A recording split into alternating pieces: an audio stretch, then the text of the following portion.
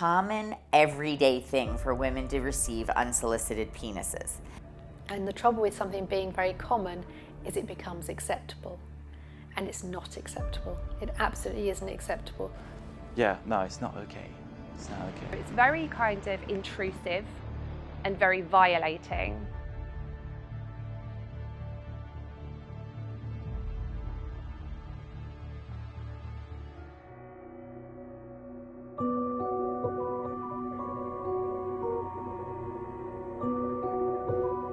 Sometimes I feel really angry.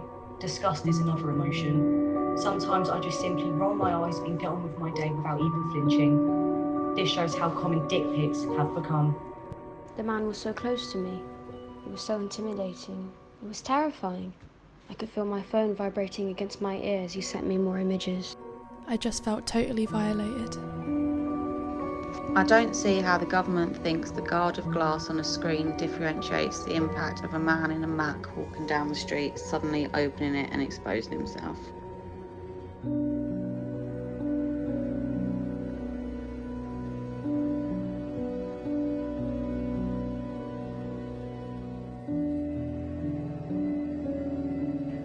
So my name is Karen Wybrow. I'm a women's safety consultant, and I've also been a victim of cyberflashing on many occasions. I think the first time it happened where I really understood what was happening actually was being on a tube a couple of years ago, just going out for the evening in London, and I kept getting an airdrop request coming up on my phone asking me to accept an image. And at this point, I'd kind of realised that this was a method that people used to send like unsolicited pictures. So I kept declining that request. And the carriage wasn't even that busy. So I could actually see who I think it was who was trying to send this image. And there was a guy sat kind of diagonally opposite. And he was sort of looking at his phone, doing something, and then looking up at me, but also, I think, looking at other people as well to see if anybody was going to react to what he was trying to send. And I declined it maybe like 4 or 5 times. And then eventually, fortunately, he got off the train before me. So I kind of felt safer once that had happened. I think if I'd got off the train before him, I would have then been concerned about what he was going to do.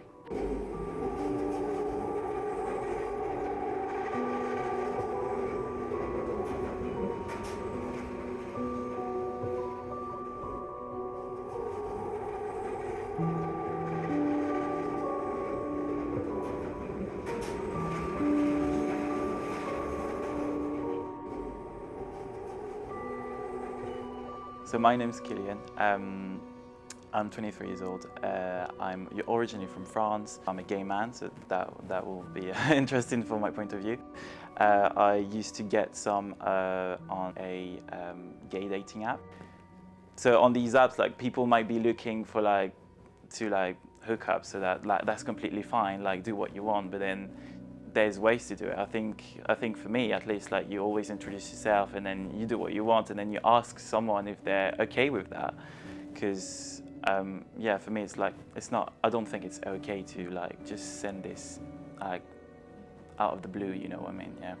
Every time I'm on television talking about that men need to stop killing and raping us, I get sent about 15 penises to my Instagram or my Twitter. Mostly I don't look at them. And also in my case, I'm 45.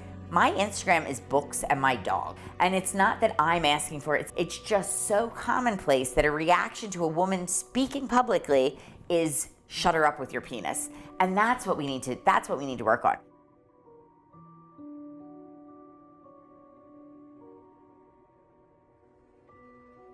I have received unsolicited pictures on Snapchat and Kik, which used to be like WhatsApp at one point. I was really young when it happened, around 13 or 14 years old. So to be honest, I didn't really know how to react. I told my friends and we laughed about it at the time. But looking back, it feels like a really scary thing. the Common Select Committee got concerned about sexual harassment in schools, and they asked Ofsted to do an urgent review. So that was carried out in 2021, and Ofsted discovered that 90% of the respondents, of girls, had experienced sexual harassment and received sexual images, and 50% of boys. And they reported that sexual harassment had become so normal and so happening so often, it had become what they called commonplace.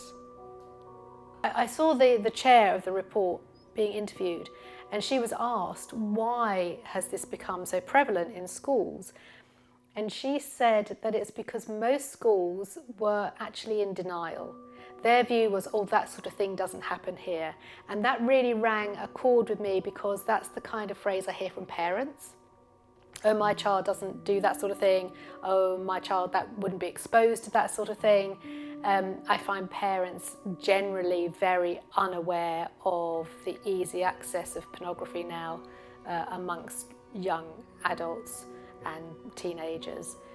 And so I think the schools themselves need to become a lot more aware of what's happening, because the worry about it becoming commonplace is that the children don't report anything, because it's happening so often that the schools probably don't know even if it's happening, and certainly not to the degree to which it's happening.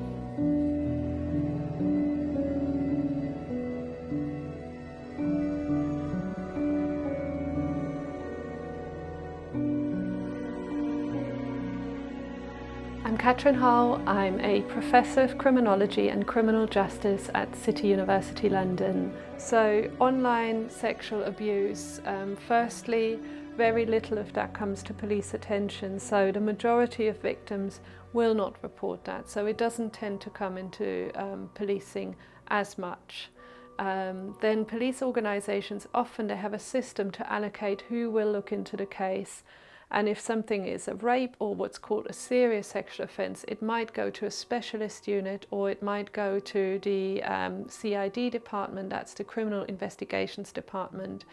Lower level offences, and we need to acknowledge here that sexual offences is never low level, but in that sphere of, and police measure that along the lines of what sentences might be attached to, they're often handled on borrow. So that means they're handled by investigators who are not specialist investigators, who don't have normally any specialist training, and they're handled alongside a vast array of different crimes. So they may be handled alongside shoplifting and muggings.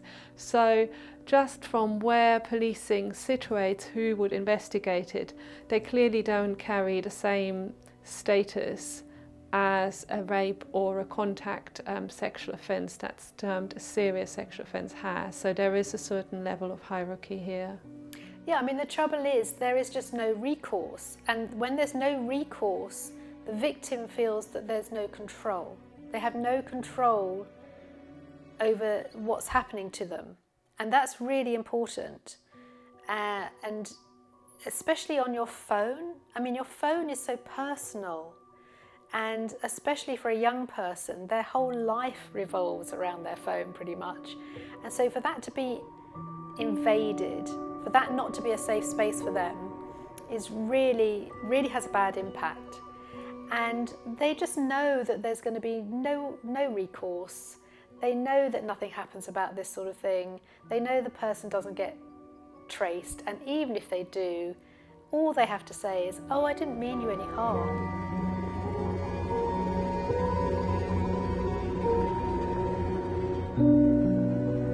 So there are numerous reasons why not to complain, but there are some that particularly stand out, perhaps more to victims of online image-based sexual abuse and so forth, is we know some victims don't report because they think what happened to them is not serious enough for police to deal with.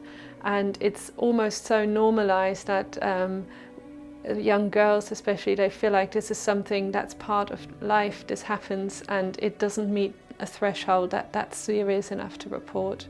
There is often barriers around feeling guilt or shame that maybe you have done something that has brought this upon you. So victims will often self-blame, and perpetrators will also actively seek to do things for a victim to self-blame, because it's one of their best protections of being found out, is to act in ways that will manipulate victims into not reporting because they think they themselves are in some way at fault, even though you never are. It's the perpetrator who perpetrates it, it's never the victim. There is worry about implications from reporting, so it might be from the perpetrators or others that you will face consequences. And then, of course, there is the issue of trust in the police.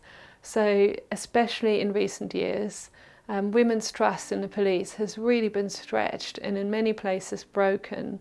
For victims from racially minoritized backgrounds, that's especially so. When you have a sense that policing is not for you, it's done to you or against you, or they would not understand or they would not take you seriously, then would you report something that's so intimate that you might not have told anybody? Would you report that to a police force where you don't trust? So that is surely another factor that will play a part. With a lot of sexual violence, you know, if it's not reported, there's not the data there, then there won't be the action taken. So, you know, that's the case with lots and lots of crimes, but very much so with this. I think that it must be hugely underreported. Therefore, if people aren't reporting it, the police will just say we don't have the data for it. There isn't the pressure on the government then.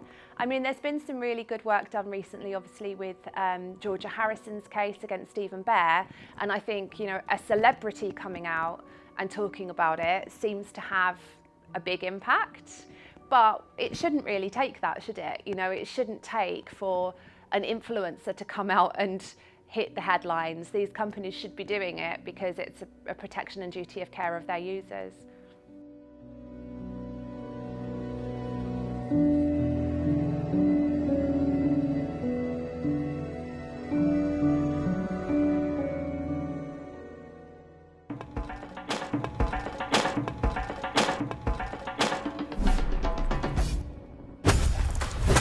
With Bumble's private detector, you can bat away unsolicited pics or keep the ones you want. So what Private Detector does is it automatically detects and blurs potential lewd images, and ultimately giving back viewers the agency to decide if they want to see it or if they don't want to see it. So, you know, we want to empower people to speak up and not feel silenced when they receive imagery that's quite uncomfortable. And we also proactively prompt our users to unmatch if they feel that they have made a connection with someone that is, you know, making them uncomfortable. Now, coming back to your question about what is stopping other dating apps or other social media platforms, I don't think anything is stopping them. It is about the intent. It is about prioritizing, or do you really feel that this issue is important, that this should be resolved, this is concerning someone? As I said before, that the legislation for this issue is still catching up. Reporting from victim or the survivors is very low. The issue being so gendered and intersectional in nature, it doesn't get a lot of traction. It's not on the top of your mind of a lot of tech companies, that whether they should really focus their energy and money into resolving these issues. So I believe it needs a lot of collective effort from civil society organization, from advocacy, to make tech companies realize the impact these issues can have on anyone's mental plus physical security or well-being. They should be made to realize that it reduces their user engagement. People do not trust their brands if they do not feel safe on these platforms. So yes, it is all about the intent of these tech companies to take cue from what Bumble is doing and taking it forward as an industry? Well, my name is Baroness Laura-Lee Burt. I'm a working peer in the House of Lords. I speak on behalf of my party, which is the Liberal Democrats, and my spokesmanship is Women and Equalities. There are one or two things that so incensed me about the way that it doesn't originate from the point of view of women. And there was cyberflashing. There's also something called Vorg, which is not a space creature, but it's violence against women and girls. So I produced one amendment and I supported another one in the name of Baroness Morgan of Coates, which is about requiring the all the platform holders to produce a code of conduct on how they would protect women and girls, because I think that the people who wrote this bill did not write it from the point of view of women. I've had the argument on 2 occasions now with the Minister. I've had the argument with the Law Commission. So basically, they see it differently. The government, in fairness to them, have introduced elements of cyberflashing, which is really good. But unfortunately, they didn't look at it from the point of view of the girls who are receiving this abuse. So I think it's a great shame. And considering how much of it they're getting, our idea was to make it a consent-based thing. So because it's intent-based at the moment, you have to satisfy various criteria. But what is stopping from online safety bill from passing into a law? Well, nothing. When a bill starts in the Commons, it tends to get shoved through.